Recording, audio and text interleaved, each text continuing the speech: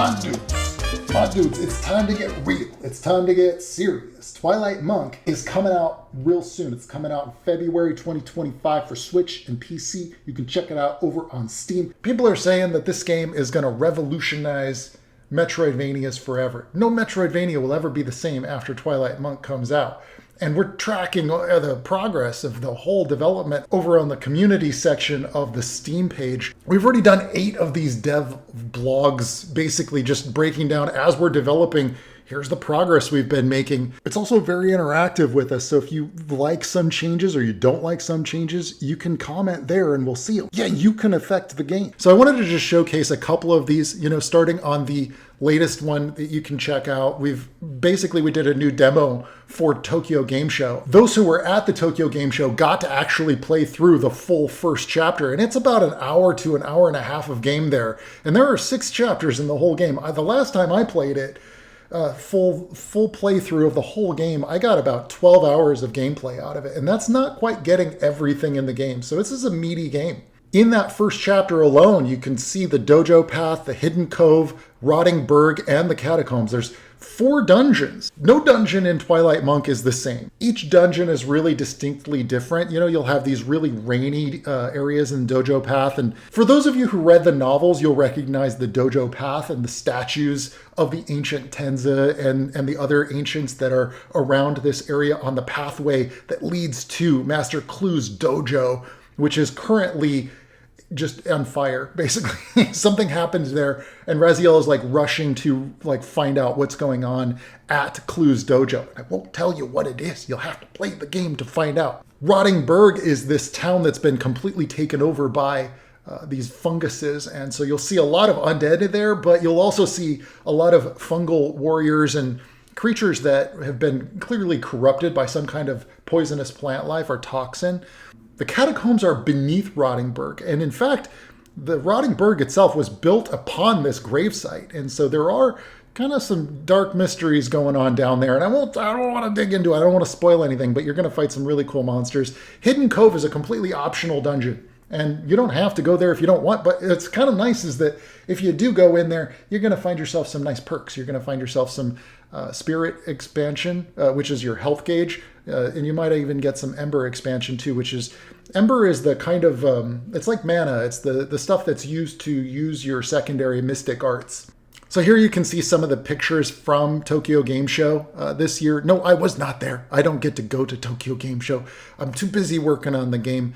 You will see that they've got a really nice display, and Gravity Games has just been really cool about how they're presenting things. In fact, they're putting together, if you go to the show, you can get mouse pads. It's exclusive. I don't even have these.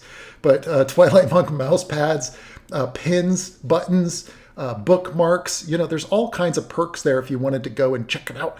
We got a couple of new enemies in during this last month. This is a really cool phase in development because we're basically reaching the point. You can see the Mega Carrot. He's a brawler. This guy's flexing all the time. Okay, when you get to this phase of development, what's really cool is you start to feel that after you've created something like 60 monsters, creating a few new monsters that kind of behave similarly but have a different visual style or a slightly different function is really easy and fun. And so we're seeing these massive leaps in development, at this stage of development, because we're literally wrapping up the full game in the next few months. It's going to be done. And this is a 3-year project. So, when you get to this phase of development, so much of the groundwork has already been figured out. All the core systems have been built for a long time now. Now it's just a matter of expanding on what's there. And so it's really fun to just create new monsters that kind of fit into different areas and different pockets of the world. And then working with the designer, Anthony's going through and just placing all these monsters in really interesting locations and different combinations. And that's kind of what I think makes a good Metroidvania, is a nice blend of exploration, a nice blend of interesting combat, particularly when different enemy types are mixed together. You might run into them in different configurations that challenge you, for example, if you have enemies that are crawling around the ground and you combine those with enemies that are flying, that could create a lot more tension than just one on their own, just for example. And then the patterns that they use really create interesting play for gameplay. And then also Working with Amy on these animations has just been, I mean, she brings so much personality and character to the in-between animations that would, for example, I just told her I wanted this massive carrot to flex. He's a wrestler type of a guy. He thinks he's a head honcho. And so she just added literally muscles on muscles for this guy. And he just, works so well. And I did get to voice him. So you will see, some voices for him. We have also added Noodles. And Noodles is just a big ethereal cat that's found its home in Crescent Isle. Sometimes he gets in your way, sometimes he's not. But you'll just find him hanging over the side of a building, for example. This is an island that you can discover out in the southern corner of the overworld once you do get a chance to explore the multiple islands and continents in the overworld of Twilight Monk in this area of Speria. And so these dev blogs, if you dig through them, you'll find all kinds of, some of it I would say spoilery, but you'll find out a lot more about how this game is very different from every other Metroidvania that's ever been made. In fact, there's nothing like it. There's nothing like Twilight Monk. It will change Metroidvanias forever. I stand by that statement, and you'll start to see other indie games that are in this genre start to do the same things that we're doing here. And these are not small little dungeons. These are not 5 rooms. There will be some of those little 5-room caves, but most of our dungeons are these massive, epic, sprawling dungeons like what you see here. And if you do read through these dev blogs, you'll find all these instances where, for example, you can see why we changed that intro screen, of what it looked like before. And I really wanted to have a lot more art in the front end of the screen, but I felt like atmosphere and mood. The music for this game is so powerful. It's written by Gus Schmidt, a guy that I used to work with at Blizzard, and this incredibly gifted musician, and he's very melodic in his musical taste. A lot of inspiration from old Final Fantasy, a lot of inspiration from the old Secret of Mana games, and all that's getting added into here. And I really want to emphasize that and amplify that. So when you do get to that title screen, you don't want to be distracted by art.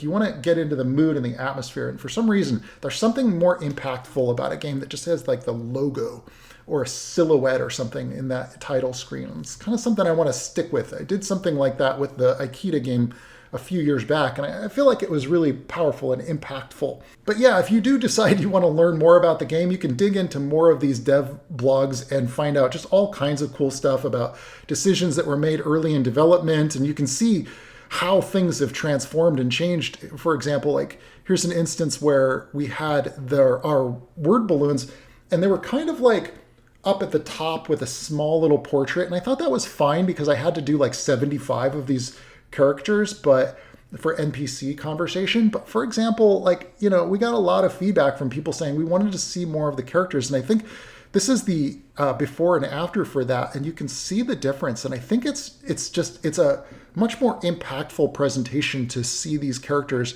more of their body, more of their presence on the screen. I think that it's really important to see how the character looks close up. So when you're seeing it in the game, you imagine that's what he looks like, even though he has literally 10% of the pixel density in the actual in-game character that's moving around. He doesn't have this much detail in his portrait if you were to zoom in on that. So it's nice to have these larger portraits, and they look really good on the Switch too, by the way. I've been playing the game a lot on the Switch lately. You get to see how those decisions were made, why they were made, through these dev blogs. Here's another instance where you can really see through these GIFs that we put together for the dev blogs, where you can really see the before and after. This is what this log thing looked like before, and using the prototype. We test out the whole game. I've talked about this a few times on my channel, but throughout development, what you usually want to do is you want to build a full gray box, they call it, of the entire game. And that allows us to test how long is this chapter? And is the layout of the dungeon, is it playing well? Is it too difficult? Is it too easy? Are these platforming areas too hard? Before we go and invest a lot of time into making art for it, it's important to know that what you've built is fun to play. In fact, we have a policy with Aquatic Moon and on all of the games that I've worked on, it's about gameplay first. I mean, I'm an artist by nature, that's what I've been making a career out of, art for the most part. But when you're making a game, it can't just be about the art. It has to really be about the game design. If the game is not fun, it doesn't matter how beautiful it is. And we hold really firmly to that standard, even though it's difficult because I'm the boss. And sometimes my team will just let me get my way. And I sometimes I have to like push them to push me to like go, no. Like this is for design. We need it to do this thing for gameplay. And those artists out there who've worked on games know what I'm talking about. It's not just about making it beautiful. You have to make it work with the game design. And if that game design is fun, there's no working around that. I'm not going to cut out something that's fun to make it look good. That would be really dumb. So as the boss, but also as an artist, like it's a difficult balance, and I'm riding that line all the time. You see that through these dev blogs, like how decisions were made and how we were able to build out like the full game in Greybox, test it all out, make sure it's fun, and then beautify it. And this is sort of accomplished through a process of what I would just call iterative game development. We make games the same way that we would sketch out a drawing. You start with compositions. You don't start out in high detail. You don't start out with the materials and the textures painting to a meticulous degree. You start out with the rough sketch, the composition of the whole thing. That's the gray box for the whole game. I do this the same way that I write novels too. I start out with the rough sketch of the whole story. You can build the sketch a lot faster, right?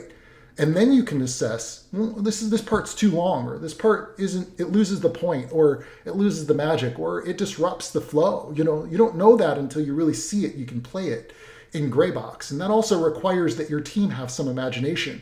I've certainly found in big AAA studios where we show our Greybox to a producer or an executive and they can't imagine it completed.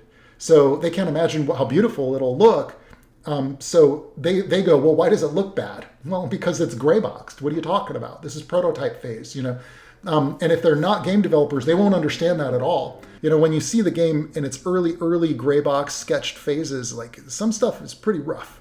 Oh, here's a great example. Look at this. You can see how this blocking pyramid shape that's the collider. That's what we use for gray boxing. That's what I mean when I say gray box. It looks bad. But I see it like how it's going to look in the final. You can see when all the art comes together, but the difference in the amount of time it takes to build that is substantial. So building the prototype in Greybox takes me less than 2 minutes to put that block in there and then test it. Then we don't beautify it until we're sure that game design works. That layout of that dungeon, that particular object, for example, you get to see a lot of that kind of stuff, the nuts and bolts. Anyway, there's probably a lot more here that I would love to show you, but I think it's best if you just go and check it out. And while you're there, don't forget to wishlist Twilight Monk over on Steam. And don't forget, it's coming out in February of 2025 for PC and for Nintendo Switch. If you're interested at all in games that really play a lot like the old classic games, the games that inspired this are Symphony of the Night or the Castlevania RPGs that came out on the DS and the Game Boy Advance, inspired this game a lot. But it also has a lot more platforming than those games, as you've seen in a lot of the footage. We just haven't had any games that have this kind of like RPG aspect to a good Metroidvania. And that's where I think it's going to change everything. If that grabs your eye, if that grabs your attention, if you're a gamer like me, you're going to enjoy Twilight Monk. And I hope to see you when the game comes out. Don't forget to come on back next week. I'm going to have a lot more art for the Twilight Monk game and for art tips as well. So don't forget to subscribe, and I will see you guys in the next video. All right, ciao.